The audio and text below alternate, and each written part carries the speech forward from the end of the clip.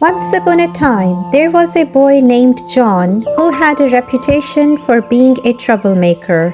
At home, he constantly fought with his siblings, snatching their toys and blaming them for things he had done. Outside, he would quarrel with his friends over the smallest disagreements. His parents were deeply worried about him. They often wondered why John couldn't just be kind and get along with others. One day at school, an exciting announcement was made.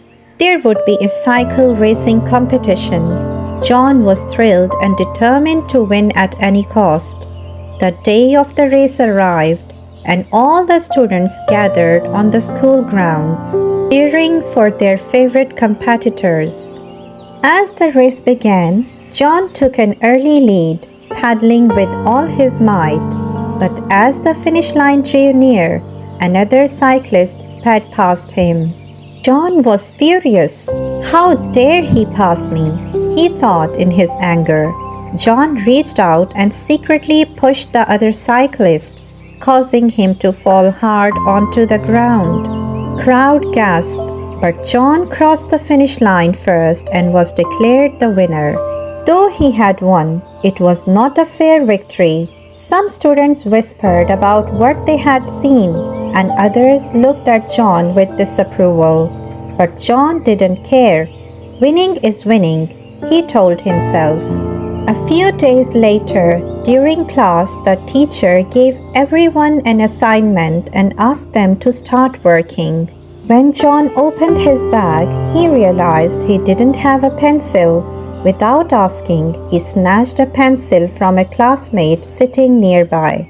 The classmate protested and a fight broke out.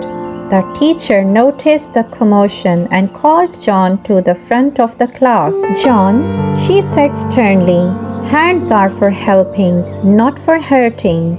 You need to learn to respect others." Though John nodded, her words didn't sink in. That evening, as John was walking home from school, something unexpected happened. His foot slipped and he tumbled into a deep pit hidden by tall grass. John screamed as he fell, landing at the bottom in complete darkness. He tried to climb out, but the walls were steep and slippery. He shouted for help, but no one came. From the edge of the pit, John could see some of his schoolmates passing by. They glanced down but kept walking. "Why won't they help me?" John cried.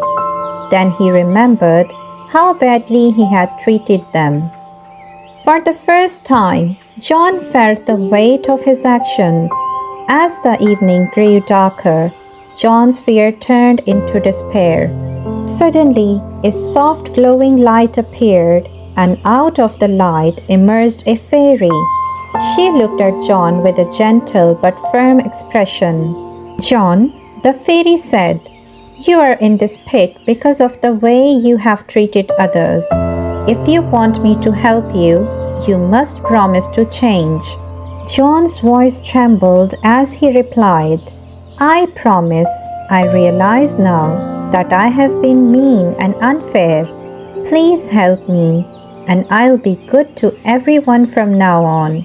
The fairy smiled and waved her wand. A golden rope appeared, and John used it to climb out of the pit. Once he was safe, he turned to thank the fairy, but she had vanished. That night, John went straight home and apologized to his parents and siblings. They were shocked but happy to see him so sincere.